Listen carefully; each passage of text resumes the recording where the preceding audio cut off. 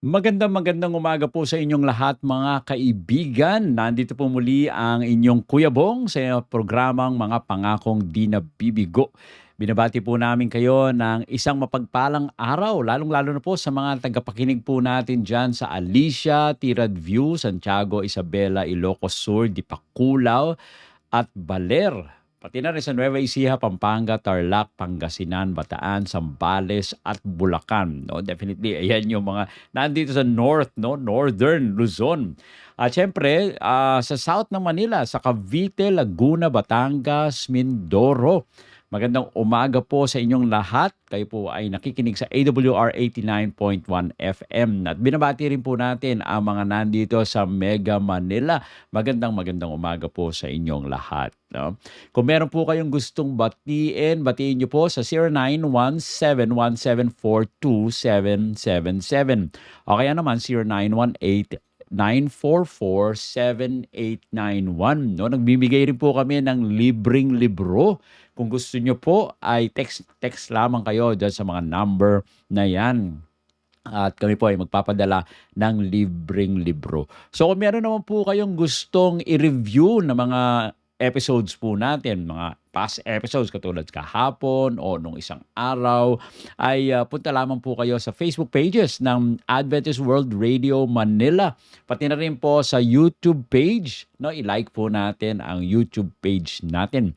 At nandun po ang lahat ng mga episodes na makikita natin at mapapakinggan po natin ang ating pong mga dating mga episodes. Yan. So, ano po ba ang mga karaniwang tanong o mga hinaing ng mga tao ngayon? Ito po, napakagandang tanong. Ang sabi ng iba, nagagalit ba ang Diyos? Oh, okay.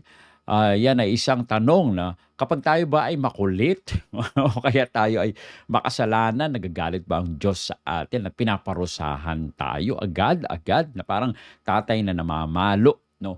Paano magalit ang Diyos? Yan naman ang isa sa mga tanong, no? Siguro, sabi ng isang tao, galit siya sa akin kasi matigas ang ulo ko. No, baka nga. Pero tingnan po natin, talaga pang nagagalit ang Panginoon sa atin or mga nangyayari sa atin dito ay mga ano lang to, consequences ng ating pong hindi tamang pagpili. Yon.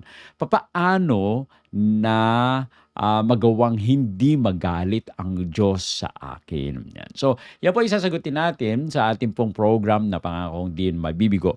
At ating pong titingnan ang mga nakasulat sa banal na kasulatan kung ano ang ating pong makikita dito sa katanungan na does God get angry? No? Nagagalit ba ang Diyos? So yan ang ating pong topic ngayon sa umaga pong ito. Napakaganda ng topic at ito ay sasagutin natin.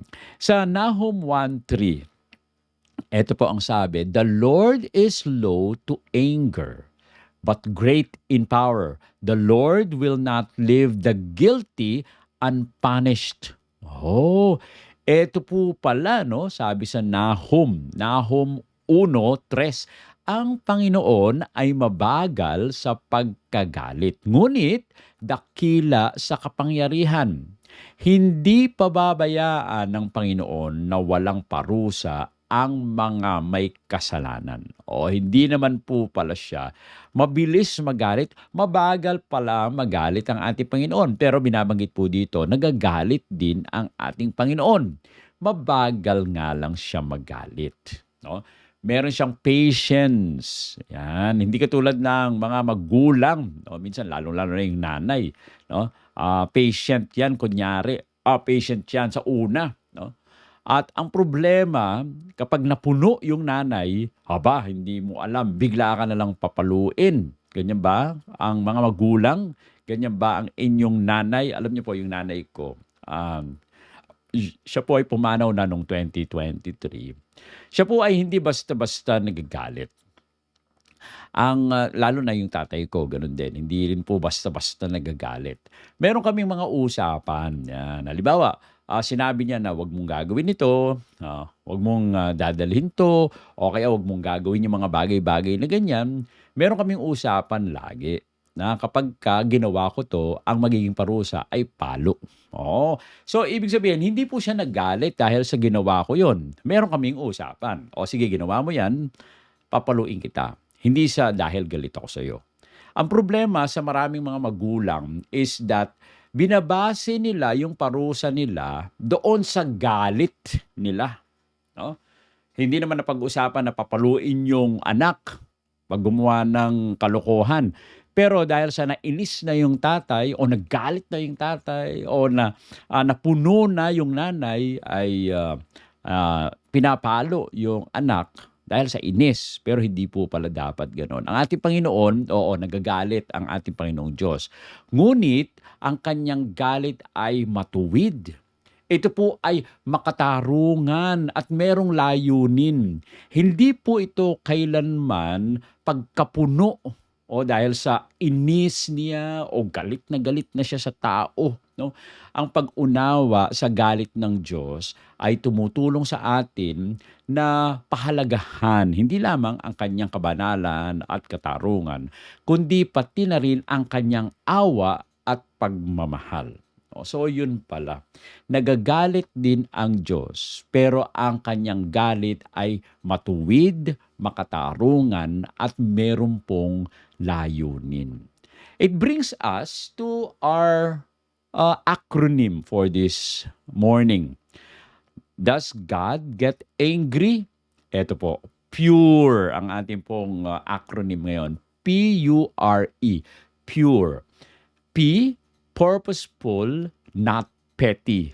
Oh, nagagalit ang Diyos, but it is purposeful and not petty. May layunin po ito. Hindi dahil lang sa pagkainis.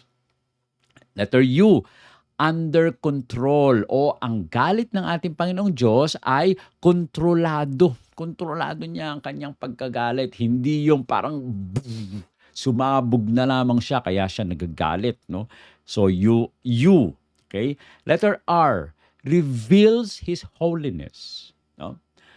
R ay pinapakita ng ating Panginoon yung kanyang kabanalan.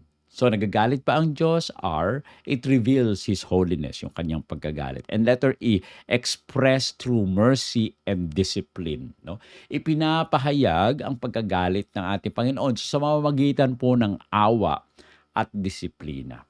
Okay? So oo, nagagalit ang ating Panginoong Diyos. Pero ang kanyang pagkagalit ay matuwid, makatarungan, at may layunin. Hindi po ito basta na petty, na parang nainis lang ang ating Panginoon. Ipinapakita nito ang kanyang kabanalan at ipinapakita rin nito yung kanyang pagkagalit, yung kanyang awa at disiplina. Okay? So tingnan po natin. Does God get angry? Yes. At ating pong tandaan yung ating acronym na PURE.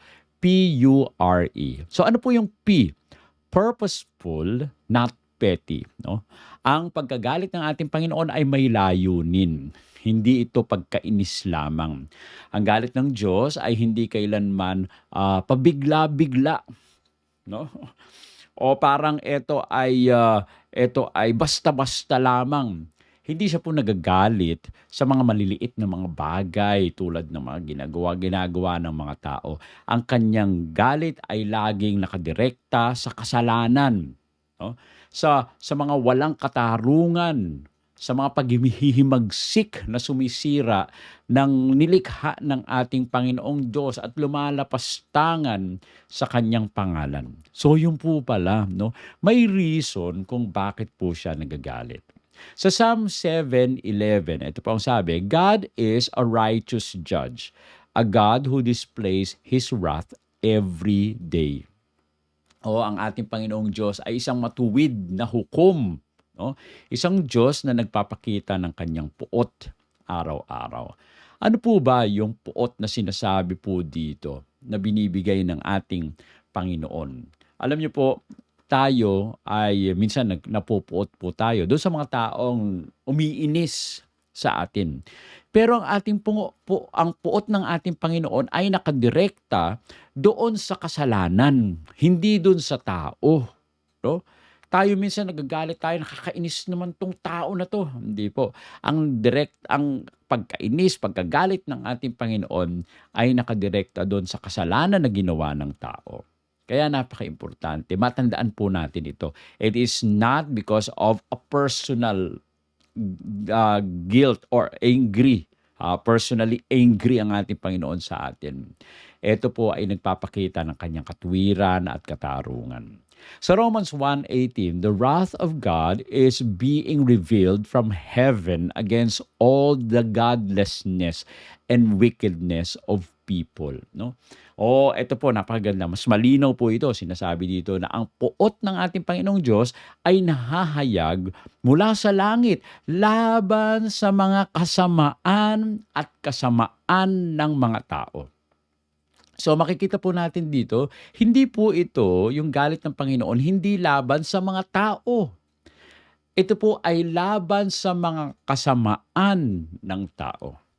Yan po ang focus doon sa ano ng Panginoon, sa galit ng ating Panginoon. Hindi po sa atin nakafocus, kundi doon sa ginawang masama ng tao. Ang sabi po ni Timothy Keller, okay, God's anger is not the opposite of love. It is the expression of love when confronted by evil. No? Ano po, napakaganda po, no? Malalim ito. No? God's anger is not the opposite of love. It is the expression of love when confronted by evil. Nagagalit ang ating Panginoon, pinapakita niya yung pag-ibig niya dahil gusto niyang ipagtanggol yung tao mula doon sa kasamaan. Yan po ang pagpapakita ng galit ng ating Panginoon. Tayo po ba, nakakaranas po ba tayo ng galit? Yung lolo ko laging nagtatanong sa akin kapag ako po ay pinapalo. Bakit ka ba pinalo? No? Kasi nagagalit yung tatay ko sa akin. Hindi yon, no? Sabi ng lolo ko, hindi ka pinalo dahil nagagalit yung tatay mo sa'yo. Kaya ka pinalo dahil mahal ka ng tatay mo. Yun po pala, no? Hindi pala galit po yun. Ito po pala ay pagmamahal, pagpapakita ng pagmamahal ng Diyos sa atin. Sabi ni A.W. Tozer, if God were not angry at injustice and sin, He would not be good. Kung hindi daw po nagagalit ang ating Panginoon sa kawalang katarungan at kasalanan, hindi siya magiging mabuti. Kaya napaka-importante, maintindihan po natin ito. Ang pagkagalit ng ating Panginoong Diyos ay hindi basta-basta lang pagkagalit, kundi ang pagkagalit ng ating Panginoong Diyos ay may purpose, no, may layunin ang ating Panginoong Diyos. At hindi basta nanggagaling lang sa maliliit na mga bagay na ikinaiinis na niya, kundi meron po itong layunin. Okay? So yan po, letter P, no? Letter P sa ating pong acronym na PURE. Yan, purposeful, not petty. Ang sunod po yung U, under control, no? Okay? Kontrolado ang galit ng ating Panginoong Diyos. Hindi tulad ng galit ng tao na maaaring hindi mahuhulaan minsan, no? Minsan ay bigla na lang puputok sa ulo, no? Ang galit ng Diyos, ito po ay nasusukat. Ang galit ng Diyos ay may tiyaga at nakukontrol. Hindi po ito kailanman sumasalungat sa kanyang katangian. No? Dahil katulad kanina, yung P na ating pong napagtuunan ng pansin, purposeful, ang pagkagalit ng ating Panginoong Diyos, meron po itong dahilan. No? May layunin ito. Sa Exodus 34:6, no? Ang galit ng Panginoon ay kontrolado. Sabi po dito, the Lord, compassionate and gracious God, slow to anger, abounding in love and faithfulness. No? Ang Panginoon ay mahabagin at mapagbiyayang Diyos. No? Mabagal sa pagkagalit, sagana sa pag-ibig at katapatan. Napaka-importante na matandaan po natin ito ng ating Panginoong Diyos. Hindi po siya mabilis na nagagalit. May dahilan siya kung bakit siya nagagalit. At ang focus ng kanyang galit ay hindi dun sa tao, kundi dun sa ginawa, no, ng tao. Ang focus niya ay hindi sa tao, kundi yon sa kasalanan, no, ng tao. Kaya napakaimportante na maintindihan po natin ito. So James 1:19 and 20, human anger does not produce the righteousness that God desires. Iba naman po kasi tayo kapag tayo ay nagalit. Sabi sa Santiago, ang galit ng tao ay hindi nagbubunga ng katuwiran, no, na nais ng Diyos. Ano po ba ang mga dahilan kung bakit tayo nagagalit? Minsan nagagalit tayo dahil naiinis na tayo sa asawa po natin. Minsan nagagalit tayo dahil hindi ginawa yung tama, no? O kaya naman minsan nagagalit, no? Ito pa ang nagiging problema ng tao. Kapag tayo po ay nagagalit, hindi yung kasalanan yung tinitira natin o yung pinapansin natin. Kundi minsan o madalas, ang ating pong tinitira ay yung tao mismo. Ganyan ka naman lagi. Ikaw naman ay hindi nag-iisip. No? Ganyan po ang nangyayari. Pero ang ating Panginoong Diyos, hindi siya focus doon sa tao, kundi doon sa ginawa ng tao.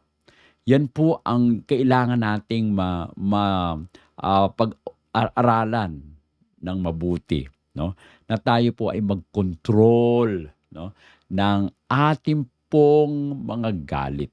Sabi ni John Piper, God's anger is a holy reaction to sin and rebellion, not a temper tantrum. Ang galit daw po ng ating Panginoong Diyos ay isang banal na reaksyon sa kasalanan. Hindi po ito ay parang naghihimagsik lamang siya o hindi ito ay parang isang init ng ulo lang ng ating Panginoon. No? Ito po ay may dahilan. Kaya nga napaka-importante ating pong pagtuunan rin ng pansin. Alam nyo, napakahirap pag practicein, no? Na i-control yung ating pong galit. Ito po minsan ay talagang kailangan mong mag-exert ng effort na para i-control yung galit po natin. Kapag tayo ay nagmamahal sa isang tao, nakokontrol po natin yung galit. Yan din yung nangyari sa ating Panginoon. Hindi siya nagagalit, kundi ito ay expression ng kanyang pag-ibig sa bawat isa. Kaya kung tayo ay nagmamahal doon sa tao kahit nakagawa ng hindi maganda yung tao sa atin o tayo ay sa mahal natin sa buhay, iniisip po natin kung papaano natin ma-rectify yung ginawa po nila at maayos yung yung relationship. Sabi ni R.C. Sproul, okay, divine anger is not the explosion of a bad temper, but the displeasure of a holy God. No? Ang banal po na pagkagalit ay hindi lang yung pagsabog ng ugali o masamang ugali. Ito po ay kasiyahan ng isang banal na Diyos. No? Kaya nga napaka-importante. No? Kapag tayo po ay nagagalit, no?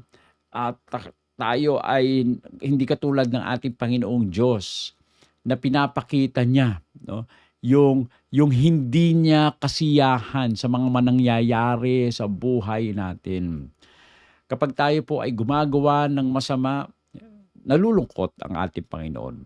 Pinapakita niya na hindi siya nasisiyahan. No? Pero nandun pa rin naman ang pagtulong ng ating Panginoon na tayo po ay patuloy na ginagabayan ng ating Panginoon upang magawa natin ang tama sa ating pong buhay. So yan po, yung letter U, under control. Nagagalit man ang Diyos, pero it is under control. No? At yung pangatlo po, reveals His holiness. Nagagalit ang ating Panginoong Diyos, pero ito po ay nagpapakita ng kanyang kabanalan. Alam niyo po, ang galit ng Diyos ay salamin ng kanyang perpektong kabanalan. Hindi niya matitiis ang kasalanan. No? Hindi dahil siya ay masama, kundi ang ating Panginoong Diyos, siya po ay dalisay, siya po ay makatarungan, at siya po ay mabuti. No? Minsan, ang isipan lang natin sa ating Panginoon, ano ba, hindi ako mahal ng ating Panginoong Diyos kasi hinahayaan niya na mangyari ang mga bagay na ito, nagagalit siya sa akin. Ang ating Panginoong Diyos ay patuloy, no? Siya po ay patient sa atin. Pinapakita niya yung katarungan, pinapakita niya yung kanyang kadalisayan, at pinapakita niya yung kanyang kabutihan. Sa Habakkuk 8:13, your eyes are too pure to look on evil. You cannot tolerate wrongdoing. No? Napakalinis at paningin ng ating Panginoong Diyos. Hindi po niya matiis na makita yung mga masasama. Hindi niya matiis yung mga gawain na mga maling gawain. Kaya ang ating Panginoon, talaga pong focus niya ay maging mabuti ang ating pong buhay. Ang focus niya ay sumunod tayo sa kanyang mga utos. Dahil alam niyo po ba, yung utos ng ating Panginoon na hindi tayo pahirapan, kundi para tayo ay maging mabuti sa buhay natin. Bigyan na lang namin kayo, tingnan natin isang example. Binigay ng ating Panginoon 10 utos. Isa doon ay ikaw ay huwag kang mangangalunya. No? Ano bang ginagawa kapag ikaw ay umiiwas sa pangangalunya? Kung lahat kaya ng mga tao ay sumusunod sa utos na ito, wala nang magdi-divorce, no?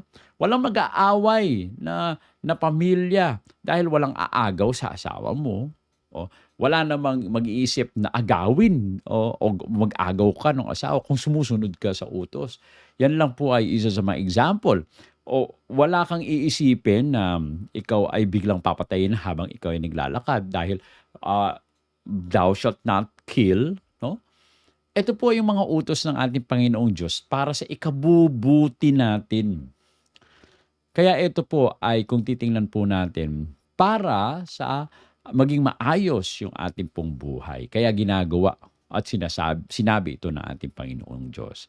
Sa Isaiah 13:11, I will punish the world for its evil, the wicked for their sins. Nandyan yung kaparusahan ng ating Panginoong Diyos. Doon sa mga masasama, yung mga may kasalanan, hindi po ito palalampasin ng ating Panginoon. Sabi ni Charles Stanley, God's holiness demands that He deal with sin. It cannot be ignored. No? Hinihiling po kasi na kabanalan ng ating Panginoong Diyos na harapin, no?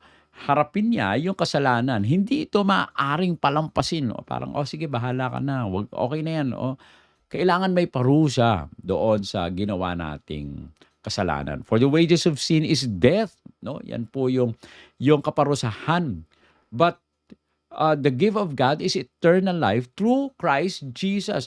Bagaman, paparusahan tayo, binigay ng ating Panginoon ang kanyang bugtong anak para kung tayo magtitiwala sa kanya, tayo maliligtas rin naman tayo. Biro nyo, nandun pa rin naman yung way of escape from sin. At ang way of escape po natin ay ating Panginoong Jesus. Sabi ni Wayne Grudem, God's anger and justice flow from His moral perfection. No? Dumadaloy ang katarungan ng ating Panginoon sa kanyang pagiging perpekto. So yun po, yung R reveals His holiness. At yung pinaka-last, no, i-expressed through mercy and discipline. Ipinapahayag ng galit ng ating Panginoon sa pamamagitan ito ng awa at disiplina. Madalas ipinapahayag ng Diyos ang kanyang galit, hindi sa pagkawasak, ngunit sa disiplina na tayo po ay nilalayong ibalik, no, sa kanyang kawan, ang kanyang pangunahing layunin ay tayo po ay magsisi at magkasundo at hindi po maparusahan. Sa Hebrews 12:6, the Lord disciplines the ones He loves, and He chastens everyone He accepts as His Son. Ang disiplina po kasi, nagpapakita ito na tayo po ay minamahal. Ang pagpaparusa ay nagpapakita tayo na tinatanggap tayo ng ating Panginoon bilang kanyang mga anak. Sa Ezekiel 33:1, I take no pleasure in the death of the wicked, but rather that they turn from their ways and live. No? Ninanais ng ating Panginoon na huwag tayong mamatay, kundi tayo po ay talikuran natin yung kasalanan natin at lumakad tayo na may buhay sa ating Panginoon. Sabi ni Billy Graham, God's anger may last a moment, but His mercy endures forever. Magagalit ang ating Panginoon, sandali lamang. Pero ang kanyang awa, ito po ay magpakailanman. Si Liza Turkhurst, sabi po niya, the discipline of God is an act of love designed to bring us back to Him. Ang disiplina ng ating Panginoong Diyos, ito po ay isang gawa ng pag-ibig para tayo ay maibalik sa Kanya. So, nagagalit ang Diyos? Oo, nagagalit ang Diyos. Pero, ang galit ng ating Panginoong Diyos ay pure. Tandaan po natin ng pure. Ito po ay purposeful. You, under control, are revealing His holiness and i-expressed through mercy. Kaya napaka-importante na tayo ay patuloy na isipin natin na may layunin ng ating Panginoon, kontrolado ng ating Panginoon ang kanyang galit. Pinapakita niya ito sa magitan para ipakita ang kanyang kabanalan at pinapahayag ang kanyang awa at disiplina. Huwag po tayong matakot. Kahit merong galit ang ating Panginoong Diyos, unawain po natin ito. Hayaan po natin na mailapit tayo ng ating Panginoong Diyos sa Kanya. Maakay tayo sa pagsisisi, tulungan tayong lumakad sa kabanalan. Ang galit ng Diyos, ito po ay totoo. Ngunit ang Kanyang awa ay mas dakila. Tayo po ay manalangin. Ama naming banal Diyos na nasa mga langit ka. Nagpapasalamat po kami na kami, bagaman nararanasan po namin ang galit, nakikita po naman namin ang lubos na pag-ibig ninyo sa bawat isa. O Panginoon, tinatanggap po namin na kayo ang Diyos na may katwiran at kami rin naman ay patuloy na nagtatalaga ng aming pong buhay sa inyo. Samahan nawa po kami at nawa kami ay patuloy na akayin upang lubos naming maintindihan ang inyong karakter.